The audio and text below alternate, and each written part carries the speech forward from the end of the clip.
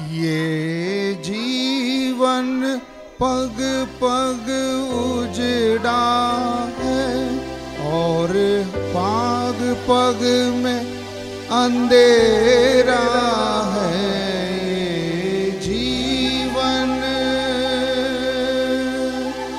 ये जीवन पग पग उजड़ा है और हर पग पग में अंधेरा है। तुम ज्योति बनो मेरे मन के, तुम ज्योति बनो मेरे मन की, और मन में ज्योति जला जाओ। प्रभु ख्रिस्त मेरे स्वामी मन के, प्रभु ख्रिस्त मेरे स्वामी मन के, तुम प्रेम मिलन को आ जाओ। मैं भटका राही जीवन में, मैं भटका राही जीवन में, तुम राह नहीं दिखला जाओ। प्रभु ख्रिस्त मेरे ये जीवन कण कण बिखरा है और पाप का इसमें बसेरा है।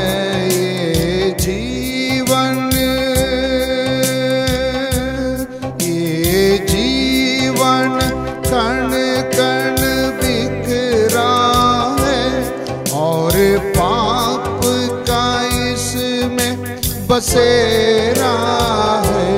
तो अपने से वरदान मुझे दो, अपने से वरदान मुझे, और प्रेम का राग सिखा जाओ। प्रभु ख्रिस्त मेरे स्वामी मन के, प्रभु ख्रिस्त मेरे स्वामी मन के, तुम प्रेम मिलन को आ जाओ। मैं भटका राही जीवन में, मैं भटका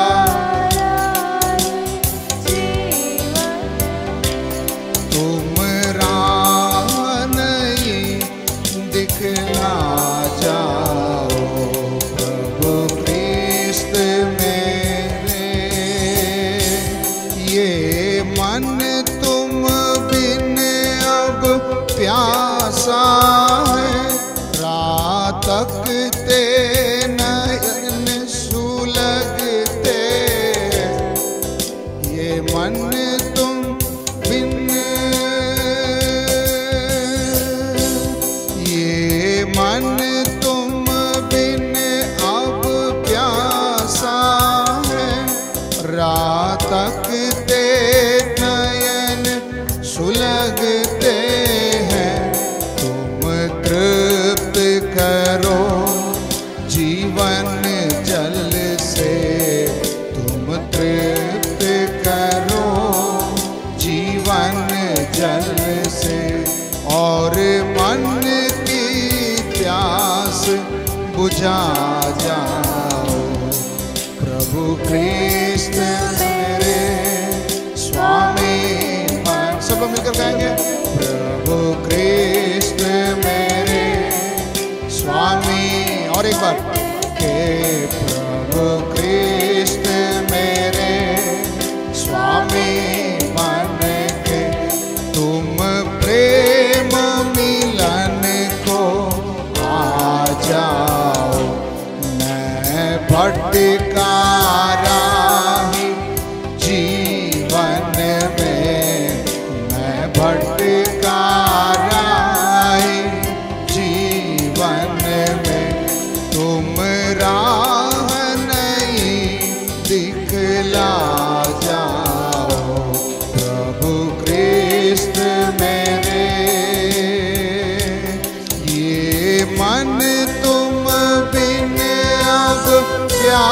प्यासा है, रात तकते नयन सुलगते हैं, ये मन तुम बिन, ये मन तुम बिन अब प्यासा है, रात तकते नयन सुलगते हैं, तुम तृप्त करो जीवन जल से, कहेंगे तृप्त करो जीवन, और 2 बार बोलेंगे, तुम तृप्त करो जीवन जल, और एक बार, तुम तृप्त करो जीवन जल से, और मन की प्यास बुझा दो, प्रभु कृष्ण मेरे स्वामी मन के, प्रभु कृष्ण मेरे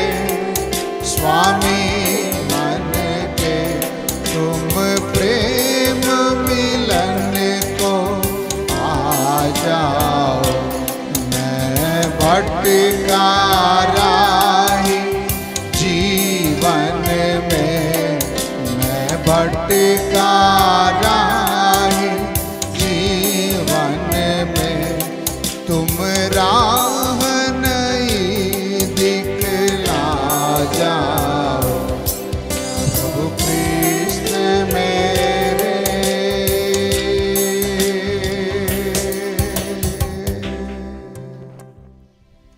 उत्पत्ति 28 का 10 से 19 तक हम पढ़े थे, है ना, आपको याद होगा।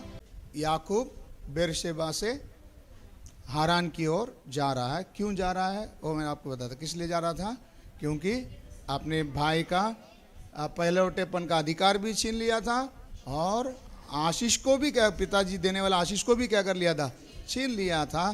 तब डर के मारे जान बचाने के लिए अपना घर छोड़कर क्या कर रहा है, किधर जा रहा है, किस तरफ जा रहा है, हारान। हारान में कौन है, उनका मामा, मम्मी का भाई।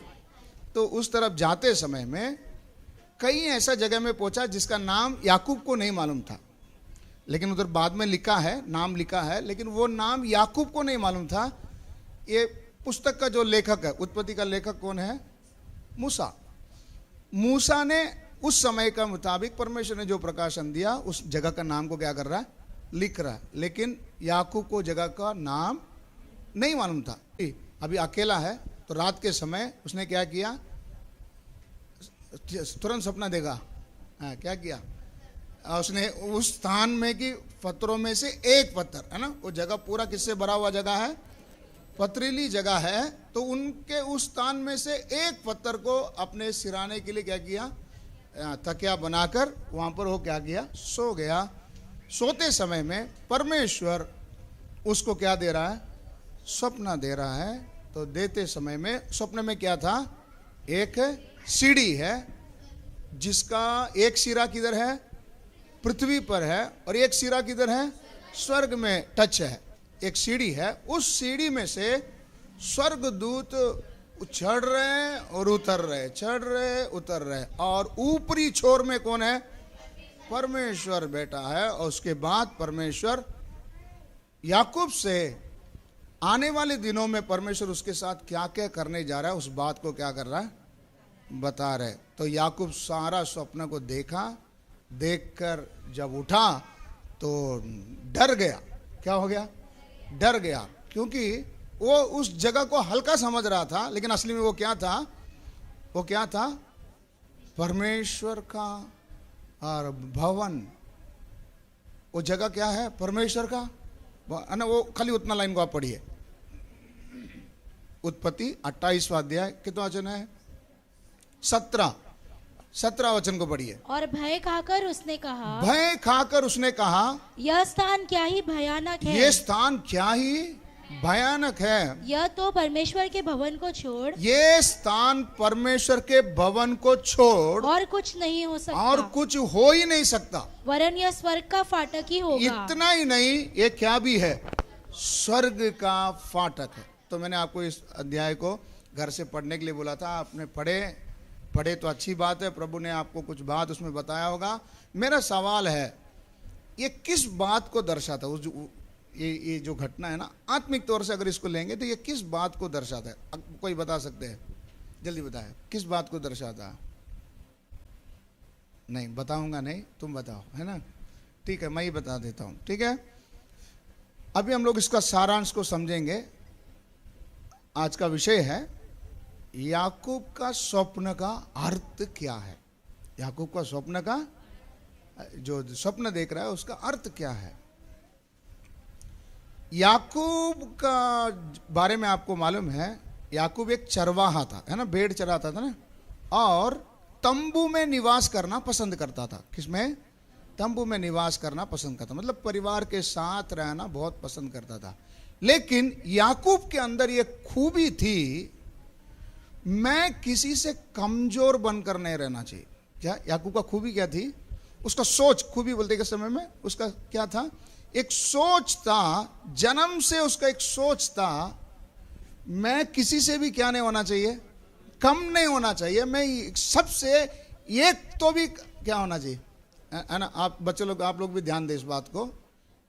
परमेश्वर किस चीज को सम्मान देता? हम लोग बोलते हैं परमेश्वर किसको उठाता है? जो गिरे हुए हैं, कमजोर है, हम लोग ऐसा बोलते हैं। उसका अर्थ अलग है।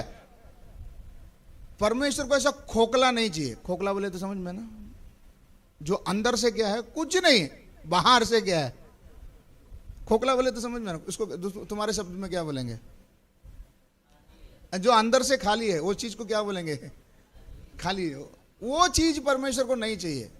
जो किसी काम का नहीं है वो चीज परमेश्वर को नहीं चाहिए। परमेश्वर एक एक व्यक्ति को चुनते समय उसके अंदर कुछ ना कुछ क्या रहता है, खूबी रहता है। अब यहां पर बैठे हम सभी जन याद रखें, हमें भी परमेश्वर ने इस संसार में जब हमको जिंदगी दिया है, जरूर हमसे भी परमेश्वर कुछ ना कुछ क्या करना चाहता है, करना चाहता। तो याकूब के अंदर एक खूबी क्या थी? जो मेरे भाई के पास है वो मेरे पास नहीं है, तो मैं उसको कैसे पाऊं? उसने दिमाग चलाया। क्या चलाया? इधर याकूब का लक्ष्य ये नहीं है कि मैं ये चीज को पाने के लिए सीधा रास्ते से पा रहा हूं या टेढ़े रास्ते से पा रहा हूं, मुझे पाना है। याकूब का उद्देश्य क्या है? नहीं समझ में आ रहा भैया? समझ में आ रहा है? मैं बढ़ रहा हूं, मैं ईमानदारी से बढ़ रहा हूं या बेईमानी से बढ़ रहा हूं, उससे कोई मतलब नहीं, लेकिन मुझे क्या होना है। ये था किसका सोच? याकूब का। इसलिए भाई को लूटते समय या पिताजी के सामने वस्त्र बदलकर एसाव की नकल मारकर जब जाते समय में उसको मन में बिल्कुल संकोच नहीं हुआ। क्यों नहीं हुआ? क्यों नहीं हुआ? मैं ईमानदारी से करूं या बेईमानी से करूं, मुझे क्या होना है? बड़ा होना है। मुझे वो आशीर्वाद मुझे मिलना है, मुझे आशीष चाहिए। ये किसका टारगेट था? याकूब का टारगेट था। परमेश्वर ने भी उसके मर्जी से क्या कर दिया? छोड़ दिया। याकूब की खूबी क्या थी? बोलिए आप बोले, मैं तो बता दिया ना। याकूब का खूबी क्या थी? छोटू, याकूब का खूबी क्या था? बोलो। ऐसा गप नहीं बैठना है, जवाब दो, जवाब दो। बेईमानी से करो, मुझे आशीर्वाद चाहिए बोलेगा तो चाहिए। ये सिर्फ याकूब के, ये एसाव के, मेरे बड़े भाई के पास नहीं रहेगा, मुझे चाहिए। ये टारगेट से चल रहा था, इसलिए कुछ भी करने के लिए तैयार हो गया। कुछ भी करने के लिए तैयार हो गया। ये इससे समझ में आ गया। याकूब ने एक बात को समझा, इस पृथ्वी में मेरा रहना एक परमेश्वर का क्या है? उद्देश्य है। उद्देश्य है मेरे जीवन से भी कुछ ना कुछ क्या करना चाहिए, होना चाहिए। मैं इस संसार को छोड़ के जाते समय कुछ तो भी करके क्या करना चाहिए, जाना चाहिए। तो इस वचन को पढ़ने के बाद हमें क्या समझ में आता? हमें क्या समझ में आता? कि हम भी खाली हाथ नहीं बैठना, कुछ ना कुछ क्या करना, पाना। नहीं समझ में आ रहा? लेकिन आप इस नतीजे में नहीं आना कि ईमानदारी से कमाओ या बेईमानी से कमाओ याकूब को मालूम नहीं था, इसलिए उसने किया। प्रभु ने हमको क्यों लिख के रख के दिया, तुम ऐसा मत करो।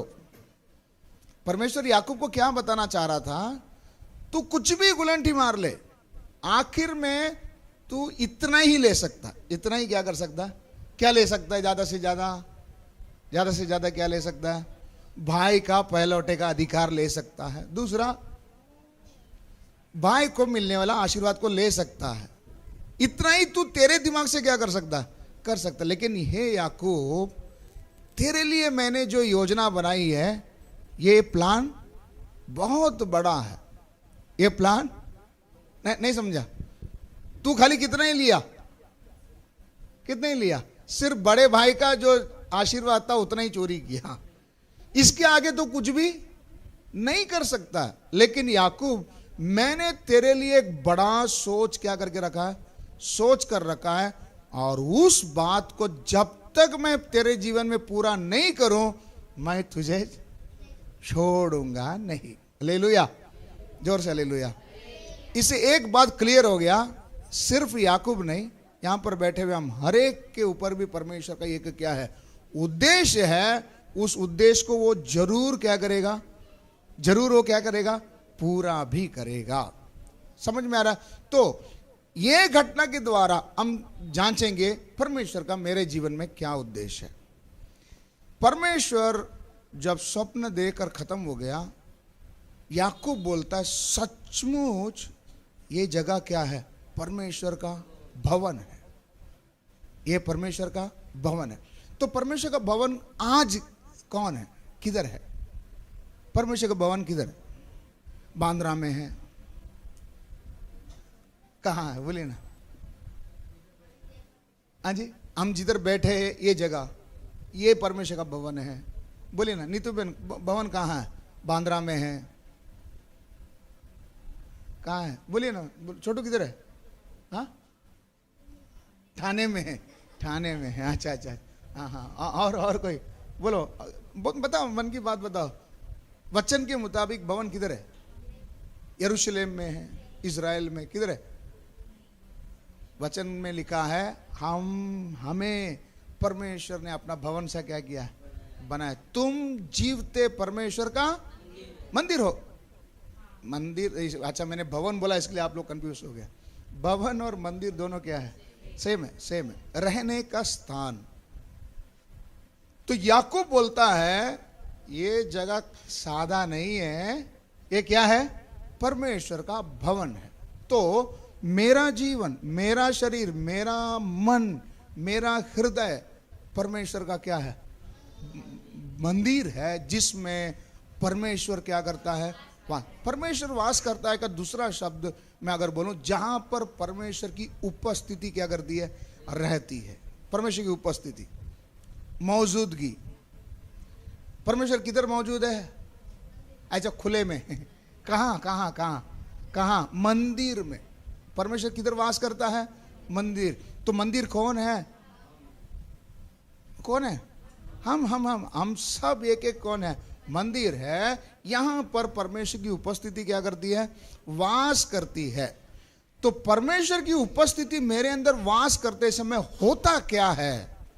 तो उधर स्वप्न के द्वारा परमेश्वर याकूब को शायद इसका भेद नहीं समझा, लेकिन परमेश्वर हमको समझा के दे रहा है। जहां पर भी परमेश्वर का उपस्थिति है, वो जगह का और स्वर्ग के बीच में एक क्या रहेगा, सीढ़ी। सीढ़ी का अर्थ क्या है, कनेक्शन। सीढ़ी का अर्थ क्या है, कनेक्शन को हिंदी में क्या बोलेंगे, जुड़ना।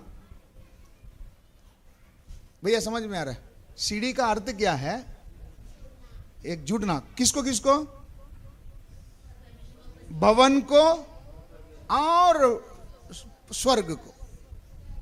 जिधर भी परमेश्वर वास करता है। देखो हम लोग, एक मंत्री साहब अगर घर से बाहर निकलेगा तो फौज के साथ निकलना पड़ता, नहीं तो कोई भी गोली मार देगा।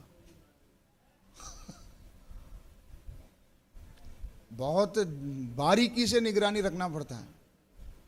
लेकिन आप और मैं कहां जाकर आते हैं, कोई बॉडीगार्ड नहीं, फिर भी सुरक्षित क्या करके आता है, जाके आते। क्यों? हमारे अंदर कौन वास करता है, परमेश्वर वास करता है, उसकी उपस्थिति मेरे अंदर है। मैं जिधर रहता हूं वहां पर किसकी उपस्थिति है? जहां पर 2 या 3 जन इकट्ठे होते हैं, अभी हम लोग कितने 10-15 जन इकट्ठे, यहां पर परमेश्वर की उपस्थिति है। जहां पर भी परमेश्वर की उपस्थिति है वो जगह का और स्वर्ग के बीच में एक क्या तैयार होता है? एक सीढ़ी। सीढ़ी का अर्थ क्या है? कनेक्शन। कनेक्शन बोले तो समझ में आया ना? जुड़ना। जैसे फोन में हम एक दूसरे से जुड़ते हैं, कितने कोसों दूर रहेगा तो भी जुड़ते हैं। इसी तरह से जहां पर भी परमेश्वर की उपस्थिति है, अभी हम लोग परमेश्वर के भवन में आया, क्यों इधर एकदम साफ सुथरा डिसेंटली सीधा बैठो, अच्छा का वस्त्र पहन के आओ, क्यों हम लोग बोलते हैं? यहां पर परमेश्वर की उपस्थिति। परमेश्वर की उपस्थिति जहां पर है वो जगह और स्वर्ग के बीच में एक क्या हो जाता है? तुरंत एक नेटवर्क, तुरंत एक कनेक्शन, एक सीढ़ी जुड़ जाता है। जुड़ना ही केवल नहीं, वहां पर उस सीढ़ी से स्वर्गदूत क्या करते हैं? उतरते हैं और चढ़ते हैं, उतरते हैं और चढ़ते हैं। अब ये स्वर्गदूत का अर्थ क्या है? ये स्वर्गदूत क्या किस काम का है? समझ में आ रहा है? समझ में आ रहा है? नहीं समझ में आ रहा? भवन कौन है? भवन कौन है? हम। मैं खुद एक क्या हूं? बोलिए, सब अपने दिल में हाथ रखिए, बोलिए मैं भवन है। ये भवन में परमेश्वर रहता है, परमेश्वर की उपस्थिति मौजूदगी रहता है। और मैं ऐसा 2 या 3 जन कोई भी जगह में किधर भी, इसलिए हम लोग को चर्च के लिए स्पेशल एक बिल्डिंग की जरूरत नहीं। मैं एक खुले मैदान में अगर 3-4 जन जुड़ गया, उधर क्या है? उधर परमेश्वर की मौजूदगी है। उधर तुरंत एक क्या तैयार हो जाता है? एक सीढ़ी तैयार, एक नेटवर्क कनेक्शन किधर जुड़ जाता है? परमेश्वर के साथ जुड़ जाता है। जुड़ते ही वहां पर स्वर्गदूतों का उतरना चढ़ना क्या हो जाता है? चालू हो जाता है। अब स्वर्गदूत उतरना चढ़ने का मतलब क्या है, इसको समझने के लिए स्वर्गदूत का काम क्या है उसको हम लोग समझेंगे। इब्रानी 1:14 पढ़ेंगे। इब्रानी 1:14।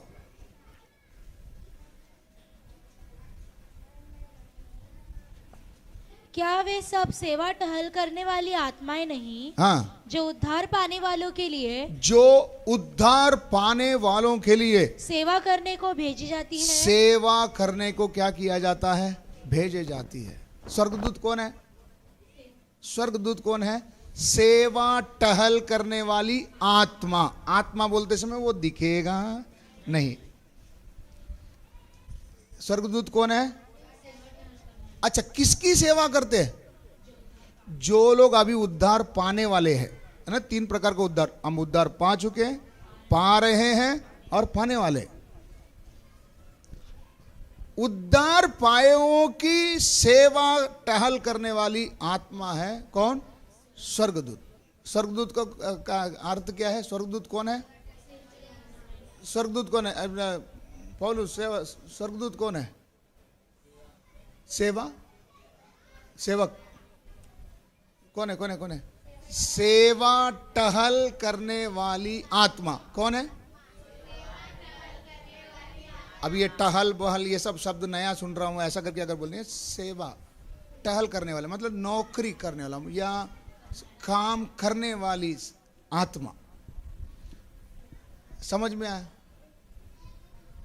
स्वर्गदूत कौन है? फिर एक बार,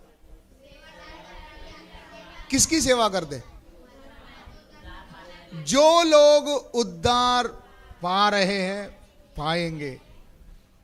तो क्या आपको लगता है कि स्वर्गदूत मुझे भी चाहिए? मुझे नहीं, मेहर को नहीं चाहिए, ऐसा बोल रहे हैं? स्वर्गदूत हमें चाहिए नहीं चाहिए? स्वर्गदूत का कैपेसिटी क्या है? एक टाइम में अकेला एक स्वर्गदूत 1,85,000 लोगों को मार सकता है। ये बाइबल में सबूत है। एक टाइम में एक स्वर्गदूत 1,85,000 लोगों को क्या कर सकता है? मार कर खत्म कर देगा। दूसरा किसी के हेल्प की जरूरत नहीं है। कितना ताकत है? बहुत है। मैं अगर कराटे, कुंफू ये सब सीखूं तो भी मुश्किल से 10 आदमी को क्या कर सकता हूं? संभल सकता हूं। लेकिन अगर वो सामने वाला अगर लकड़ी बिकड़ी बहुत जोरदार मार दिया तो मेरा हड्डी बिड्डी टूट गया तो मैं गया। लेकिन ये स्वर्गदूत आत्मा है, दिखेगा नहीं, फिर भी 1,85,000 को एक टाइम में क्या कर सकता है? इतना खतरनाक है एक स्वर्गदूत। और बाइबल में लिखा है कम से कम हमारे पास कितना स्वर्गदूत है? 2 है। कितना? कम से कम हमारे पास 2। तो दुनिया में सबसे सुरक्षित लोग अगर कोई है तो कौन है भैया? कौन है? नहीं मालूम। दुनिया में सबसे सुरक्षित आदमी अगर कोई है तो कौन है? हाँ जी, परमेश्वर। परमेश्वर सुरक्षित है।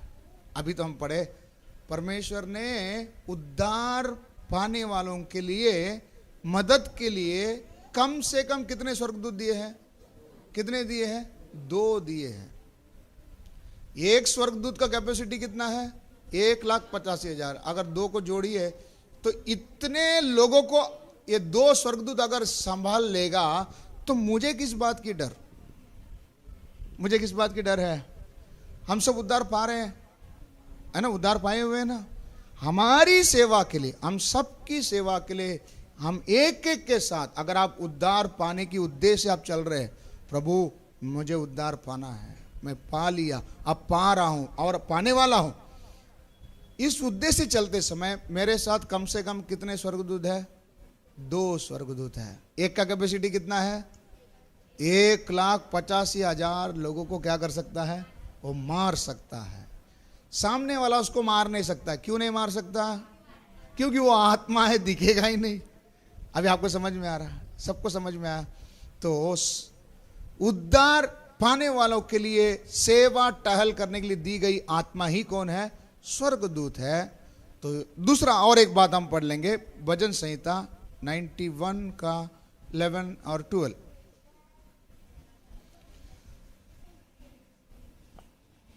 क्योंकि वह अपने दूतों को हाँ, तेरे निमित्त आज्ञा देगा। परमेश्वर अपने किसको?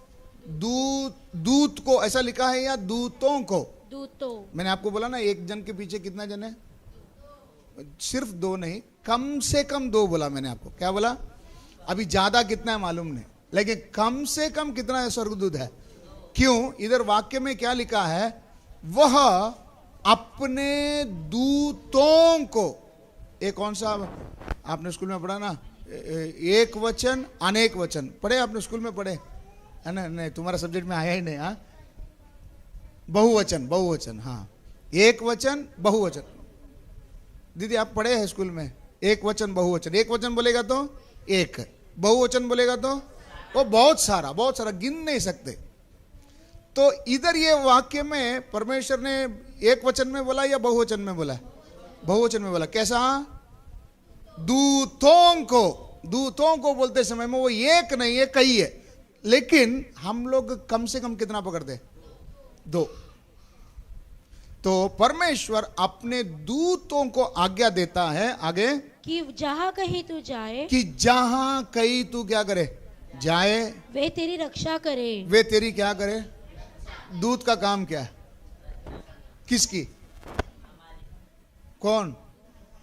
उद्धार पाने वाले हमारी। नहीं समझ में? सब इंसानों का नहीं, जो लोग उद्धार पा रहे हैं उन्हीं का। तो यहां पर बैठे हुए आज हम थोड़ा चेक करें, मैं उद्धार पा रहा हूं, पाने के लिए बैठा हूं, तभी ही मेरे साथ कौन है? मेरे साथ कौन है? स्वर्गदूत है। स्वर्गदूत का काम क्या है? स्वर्गदूत का काम क्या है? मेरी रक्षा करेंगे। लेकिन अभी तो वचन पढ़े, और एक बार पढ़िए। हाँ, क्योंकि वह अपने दूतों को तेरे निमित्त आज्ञा देगा। तेरे निमित्त, तेरे निमित्त, तू जो उद्धार पा रहा है, तेरे एक एक के निमित्त, छोटा बच्चा हो या बड़ा आदमी हो, तेरे निमित्त तू अगर उद्धार पा रहा है, वो आज्ञा देगा कि जहां कहीं तू जाए, कि तू जिधर भी जाएगा, वे तेरी रक्षा करे। वे तेरी क्या करेगा? क्यों? क्यों? क्यों स्वर्गदूत तेरी रक्षा करेगा? उसको काम धंधा नहीं है दूसरा? क्यों तेरी रक्षा करेगा? याकूब को रक्षा करने के लिए क्यों आया? क्योंकि याकूब से परमेश्वर एक बड़ा काम क्या करने जा रहा है? करने जा रहा है। याकूब के ऊपर एक उद्देश्य है, वो उद्देश्य को याकूब के जीवन से क्या करना है? पूरा करना है। ये पूरा करने के समय में बीच में एसाव उसको जान से क्या कर सकता है? मार सकता है। दूसरा, लाबान उसको मिलने वाले आशीर्वाद को छीन कर उसको खाली हाथ क्या कर सकता है? ये वचन हमने पहले पढ़े थे, आपको याद है मालूम नहीं? लाबान ने फुल प्लानिंग कर दिया था कि छूछे हाथ इसको क्या करना है? भेज देना। इतना साल काम, 20 साल के ऊपर काम करने के बाद भी याकूब ने क्या सोच के बैठा था? इसको खाली हाथ भेजने का। लेकिन परमेश्वर ऐसा होने नहीं दिया। लाबान को रात को सपने में क्या किया? बोला तू किसके साथ क्या कर रहा है? समझ में आ रहा है? तो लाबान खुद उतरा कर बोल रहा है कि मैं तो ऐसा सोचा था, लेकिन तेरा परमेश्वर यहोवा ने रात को सपना में मेरे से क्या किया? बात किया। अभी सुरक्षा किस चीज की जरूरत है? किस चीज की जरूरत है? शायद एसाव मुझे किससे मार सकता? जान से क्या कर सकता? मार सकता। या लाबान की तरह कितने लोग मुझे खाली हाथ क्या कर सकता है? भेज सकता है। तो ऐसा होना नहीं चाहिए बोलकर परमेश्वर ने याकूब के लिए किसको भेजा? स्वर्गदूतों को भेजा, याकूब की सेवा टहल करने के लिए।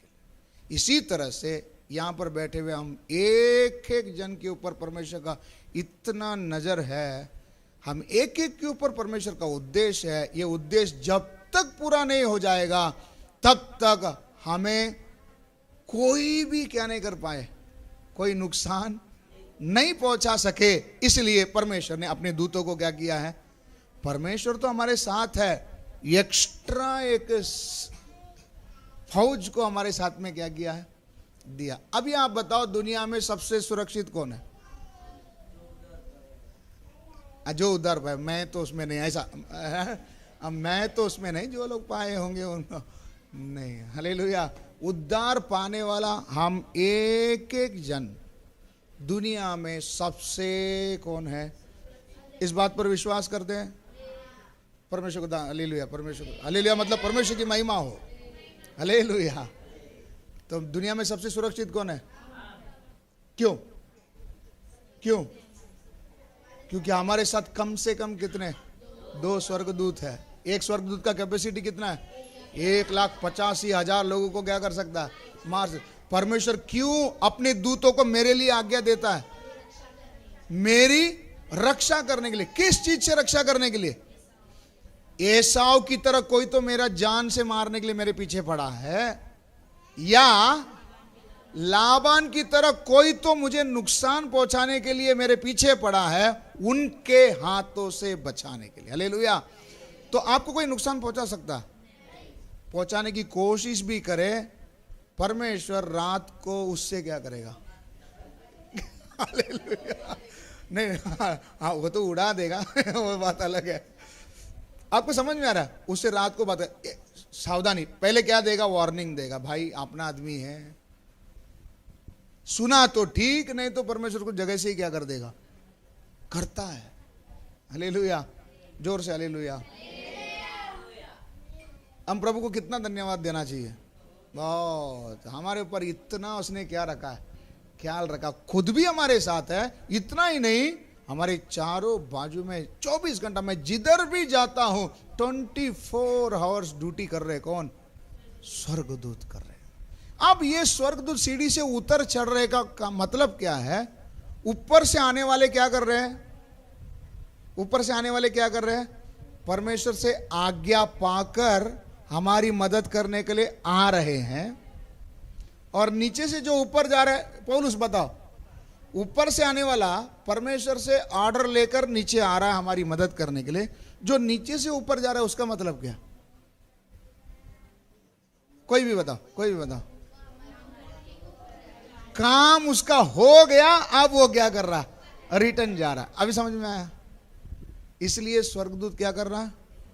उतर रहा है, चढ़ रहा है। उतरने वाले क्या कर रहे हैं? परमेश्वर से आज्ञा प्राप्त करके आ रहे हैं। काम पूरा होने के बाद रिटर्न क्या कर रहे हैं? ऊपर जा रहे। ये काम कंटिन्यूस क्या कर रहा है? चल रहा है। हाँ,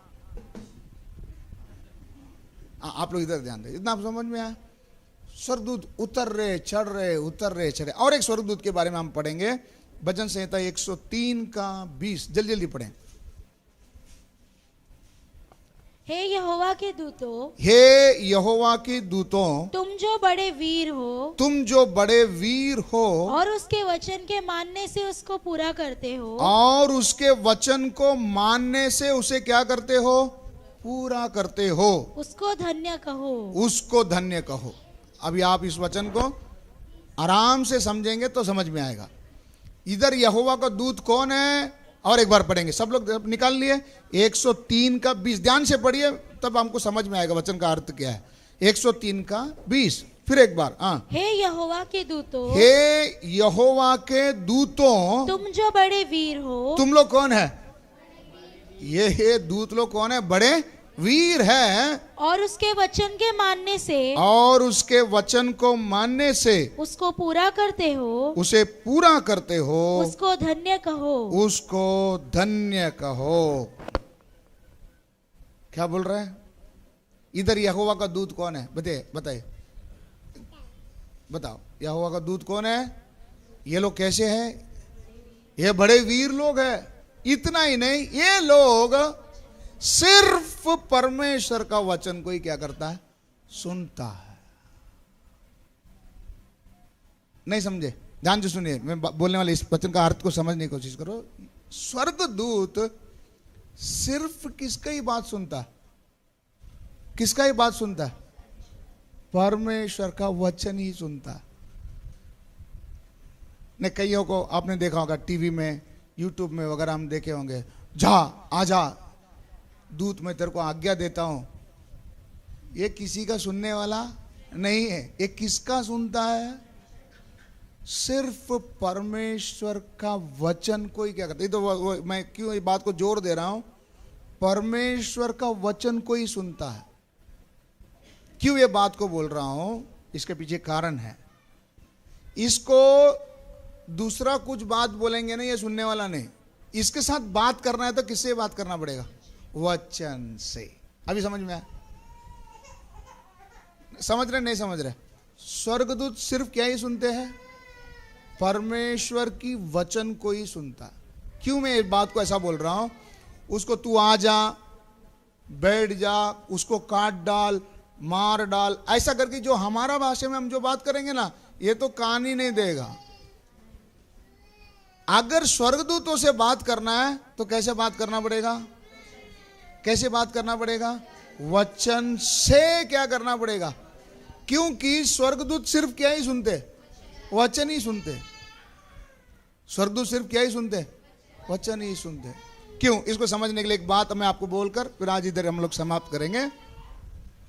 एक वचन हम पढ़ते हैं कि जो कुछ तुम पृथ्वी पर बांधते हो, वो वचन निकालो, वचन निकालो। किधर है?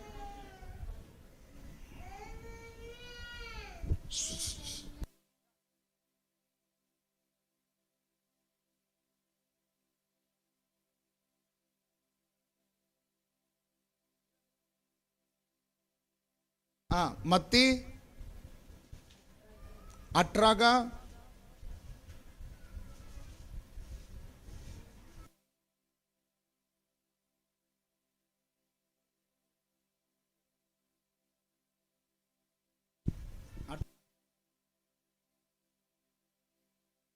हाँ, किसमें? हाँ, कौन सा पुस्तक बोले? मत्ती 18 का 18। पढ़िए पढ़िए, क्या लिखा है? मैं तुमसे सच कहता हूँ, मैं तुमसे सच कहता हूँ, जो कुछ तुम पृथ्वी पर बांधोगे, जो कुछ तुम पृथ्वी पर बांधोगे, वह स्वर्ग में बंधेगा, वो स्वर्ग में बंधेगा, और जो कुछ तुम पृथ्वी पर खोलोगे, या जो कुछ तुम पृथ्वी पर खोलोगे, वह स्वर्ग में खुलेगा। जो कुछ तुम पृथ्वी पर बांधोगे, वो स्वर्ग में बंधेगा।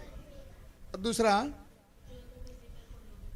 पढ़ो ना, ऐसे लिखा गया। मैं तुमसे सच कहता हूँ, मैं तुमसे सच कहता हूँ, जो कुछ तुम पृथ्वी पर बांधोगे, जो कुछ तुम पृथ्वी पर बांधोगे, वह स्वर्ग में बंधेगा, वो स्वर्ग में बंधेगा, और जो कुछ तुम पृथ्वी पर खोलोगे, जो कुछ तुम पृथ्वी पर खोलोगे, वो स्वर्ग में खुलेगा। वो स्वर्ग में क्या करेगा? खुलेगा। इस वचन को ऐसा पढ़ते समय हमें क्या समझ में आता है? ध्यान से, क्या समझ में आता है? मैं जब बांधूंगा तब उधर क्या करेगा? बंधेगा। मैं जब खोलूंगा तो उधर क्या करेगा? खुलेगा। लेकिन मूल अर्थ इसको दूसरा ट्रांसलेशन में अगर हम पढ़ेंगे, अनुवाद, अलग अलग अनुवादों में से पढ़ते समय, इसका मूल अर्थ, इसका लिखने का उद्देश्य क्या है? जो कुछ तुम पृथ्वी पर बांध रहे वो उधर बंधा रहेगा। इसका अर्थ क्या है? नहीं समझ में? उधर ऑलरेडी वो क्या हुआ है?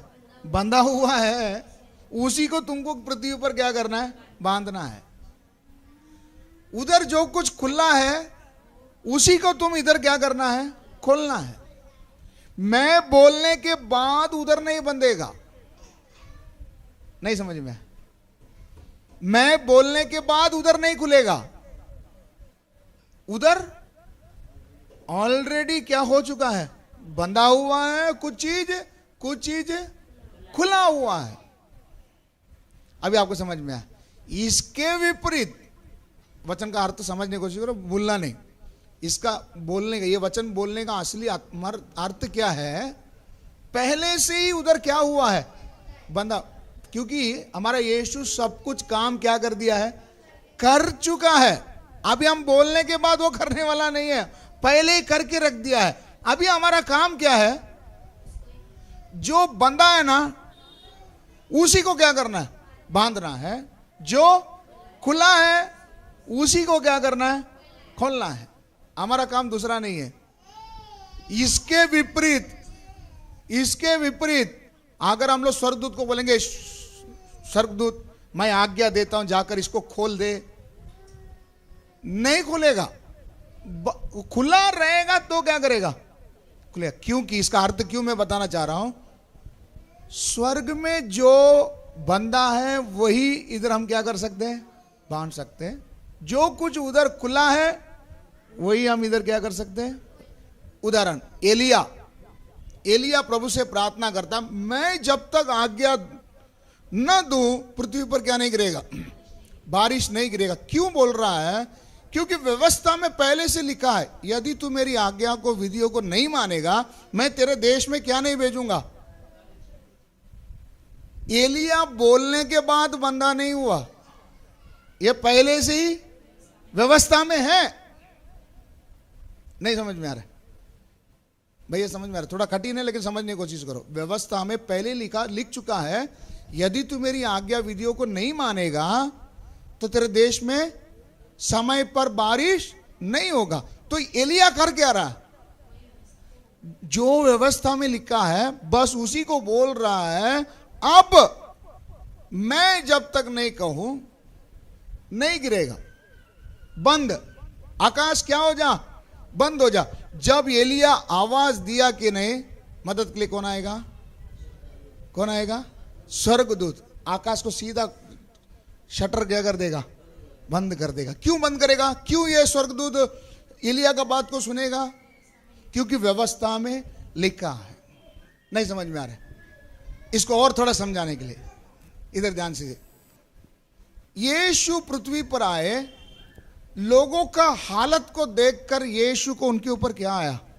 तरस आया। क्यों तरस आया? क्यों तरस आया? यीशु जब देख रहे हैं एक एक मनुष्य कैसा रहना चाहिए, अभी ये लोग कैसे रह रहे हैं, नहीं समझ में आया। परमेश्वर ने मनुष्य को ऐसे थोड़ी बनाया था, लूले, लफंगे, अंधे, बीमार से गूंगे। परमेश्वर ने ऐसा थोड़ी बनाया था, अच्छा ही बनाया था। लेकिन इनका परिस्थिति देखकर यीशु क्या किया? तरस खाकर इन सबको क्या किया? इन सबको चंगा। क्यों चंगा किया? क्यों चंगा किया? तरस खाया वो तो मालूम है। क्यों चंगा किया? इनको ऐसा नहीं रहना चाहिए। स्वर्ग का इच्छा ये नहीं है। इसलिए यीशु दुष्ट आत्मा को देखकर बोलता है, निकल जा, तो वो क्या कर जाता है, क्योंकि ऑलरेडी लिख चुका है कि ये मनुष्य के अंदर दुष्ट आत्मा रहने के लिए नहीं बनाया गया। इसलिए मैं कहता हूं क्या हो जा, निकल जा, क्या हो जाता था, निकल जाता था। कोई 18 साल से बीमार है, कोई 38 साल से बीमार है, यीशु बोलते हैं मैं कहता हूं क्या हो जा, उठ जा, वो क्या कर जाता है। क्यों? यीशु का बात को इधर स्वर्गदूत क्यों मान रहे, स्वर्गदूत मानकर इधर काम क्यों कर रहे? क्योंकि ऑलरेडी लिखा हुआ है कि मनुष्य को परमेश्वर ने अपने स्वरूप और समानता में क्या किया था, बनाया था। 38 साल बेड में पड़ने के लिए नहीं बनाया था, 12 साल कुबड़ी रहने के लिए नहीं बनाया था। इसलिए यीशु बोलते ही उधर क्या कर रहा है, काम हो रहा है। अभी इस वचन को सुनने के बाद हमारे अंदर कुछ बात आती है, जो कुछ व्यवस्था के मुताबिक नहीं है हम बोलेंगे वो क्या होगा, नहीं समझ में आ रहा। व्यवस्था में अगर लिखा है कि ये बात ऐसा नहीं होना चाहिए, तो अगर हम बोलेंगे प्रभु आपका व्यवस्था में तो लिखा है ऐसा नहीं होना चाहिए, ये क्यों हो रहा है, बोलेगा, हमारी बात को स्वर्गदूत जरूर क्या करेगा, सुनेगा। वो बात क्या होगा, पूरा होगा। मेरे नाम से पिता के पास तुम जो कुछ मांगोगे वो क्या होगा, पूरा होगा। तो क्या मांगना है, क्या ना मांगना, परमेश्वर की इच्छा क्या है, पहले ये जानेंगे तब हम बोल सकते हैं ना। सीधा आकाश बंद हो जाकर के बोलने से बंद हो जाएगा, नहीं होगा। आकाश कब बंद होगा ये हमको जानकारी चाहिए। वो जानकारी किधर मिलेगा, किधर मिलेगा, किधर मिलेगा, अमेरिका में जाके सीखना पड़ेगा, किधर मिलेगा। तो जो आदमी वचन को दिन और रात मनन करता है उसको बाइबल के अंदर का सब वचन जानकारी है। बाइबल के अंदर का वचन जानकारी का मतलब परमेश्वर का मन को उसने क्या कर लिया, जान लिया। वो व्यक्ति अगर किसी भी चीज के लिए यीशु के नाम में पिता से मांगेगा, पिता उस काम को क्या करेगा, कैसे करेगा, बोलेगा दूतों को जाओ उसकी क्या कर, मदद कर, जाओ उसकी क्या कर, मदद कर। स्वर्गदूत क्या करते रहेंगे, हालेलुया। तो परमेश्वर की उपस्थिति किधर रहेगी, जो व्यक्ति दिन और रात परमेश्वर के वचन को क्या करता है, मनन करता है, पढ़ता है। जब तेरे वचन में ये लिखा है तो ये क्यों, पूछते समय में कौन आएगा, स्वर्गदूत क्या करेगा, आएगा हमारी क्या करने के लिए, सेवा टहल करने के लिए। अभी आपको समझ में आ रहा है। तो आपकी प्रार्थना प्रभु सुनेगा, नहीं सुनेगा, कब सुनेगा, वचन के मुताबिक अगर होगा तब हमारी प्रार्थना क्या करेगा, सुना जाएगा। अभी आपको समझ में आ रहा है। तो परमेश्वर ने हमारे लिए कितना बड़ा सौभाग्य दिया है। हम क्या कर रहे हैं, हम क्या कर रहे हैं, इन अधिकारों को एसाव की तरह बेचकर खाली हाथ क्या करके बैठे। हम बोलते नहीं मेरे से कुछ नहीं होगा, तुम मेरे लिए प्रार्थना करो। अभी आने वाले दिनों में आपको गवाही ये देना है, वचन में ऐसा लिखा था। इस बात को रखकर मैंने प्रभु से क्या किया, प्रार्थना किया। प्रभु ने अपने दूतों को भेजकर मेरी मदद के लिए काम किया और इस चीज को मैंने हासिल किया। और मैं जान गया याकूब का स्वप्न सच है, हालेलुया। याकूब का स्वप्न सच है। ये स्वप्न मेरे जीवन में क्या करना चाहिए, पूरा होना चाहिए। इतना आज इधर ही समाप्त करते हैं। इसी से संदर्भ और कुछ बात है कल हम लोग देखेंगे। अब इतना आपको काफ़ी है। इसको घर में जाकर आप दोबारा पढ़िए, यूट्यूब में रिकॉर्ड हो चुका है, इसको दोबारा सुनिए।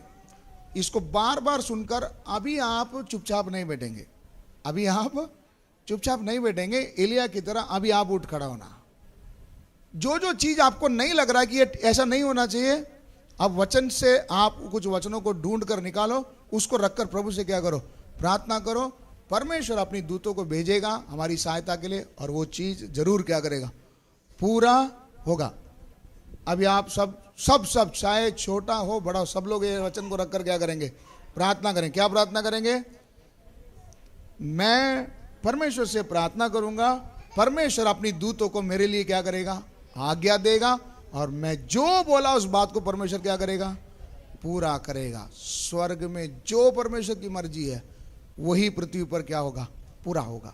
स्वर्ग में क्या क्या चीज है वो पूरा हमारे जीवन में क्या करना चाहिए, इस विषय को हम लोग कल देखेंगे। अभी हम प्रार्थना करें 2 मिनट सच्चे मन से प्रभु को धन्यवाद देते हुए। प्रभु, याकूब के स्वप्न के अंदर प्रभु कितने रहस्यों को आपने रखा है। इन बातों को समझने के लिए आज हमारी सहायता की, आपको धन्यवाद। प्रभु,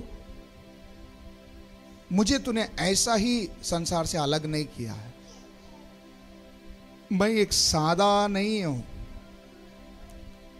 प्रभु। हमारा जैसा एक व्यक्ति प्रार्थना करते समय स्वर्ग ही बंद हो गया था, बारिश गिराना ही बंद कर दिया था। हमारे जैसा सुख दुख भोगने वाला मनुष्य, प्रभु इसका अर्थ क्या है, हम भी कर सकते हैं, करना क्या है। वचन को मनन करके प्रभु की मनसा क्या है, प्रभु क्या चाहते हैं। इसलिए यीशु इस संसार में आकर लोगों की हालत को देखते समय बोलते ये लोग ऐसे हैं जिनके ऊपर कोई चरवाहा नहीं है। हे प्रभु, मेरे सामने भी कितने लोग, मेरे परिवार, मेरे सामने कितने लोग, मेरे परिवार के लोग भी है जो प्रभु ऐसा नहीं रहना चाहिए था, ऐसा रह रहे। इसको कौन बदलेगा प्रभु? मैं जो उद्धार पाया है, मैं एक एक वचनों को तेरे बाइबल में से प्रभु जी पढ़कर उसको समझकर मैं तुझसे कहूंगा प्रभु मेरे लिए ये चीज कर। और मुझे पूरा विश्वास है तू अपने दूतों को मेरे निमित्त आज्ञा देगा और मैं इस संसार के परिस्थितियों को मैं बदलने जा रहा हूं। प्रभु तू मुझे इस्तेमाल करेगा, मुझे विश्वास है। तूने मुझे इसलिए चुना है, इसलिए तूने मुझे आज भी जिंदा रखा, मरने नहीं दिया।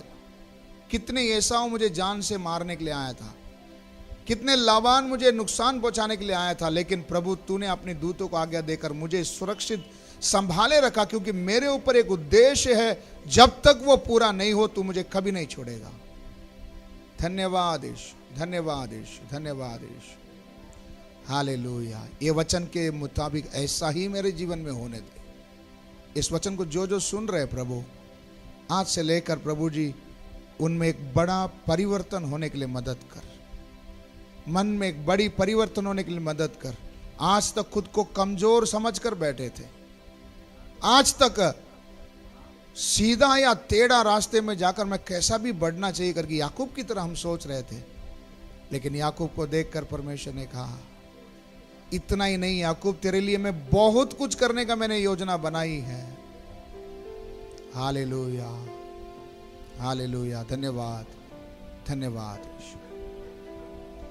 प्रार्थना करेंगे। प्रेमी पिता आपको धन्यवाद, वचन को समझने के लिए सहायता किया, धन्यवाद। इस शाम की संगति को आशीर्वादित करके दिया, धन्यवाद। हम सभी पर तेरा अनुग्रह बना रहा, धन्यवाद। हमारे ऊपर का उद्देश्य को समझने के लिए मदद किया, आपको धन्यवाद करते हैं। रात के समय प्रभु जैसे आपने याकूब के पास स्वप्न के द्वारा बात किया, हम एक एक के साथ स्वप्न के द्वारा होने वाली बातों को प्रभु आप बता कर दीजिए। आपके हाथों पर सौंपते हैं, हमारे जीवन को इस्तेमाल करिए।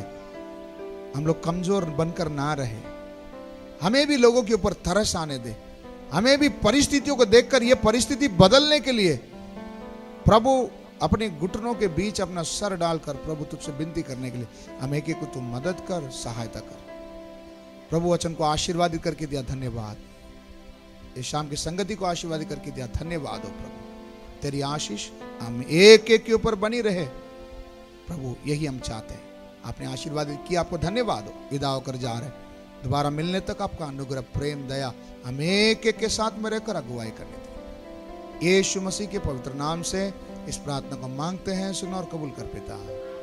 आमीन, हालेलुया। सबको जय मसीह की।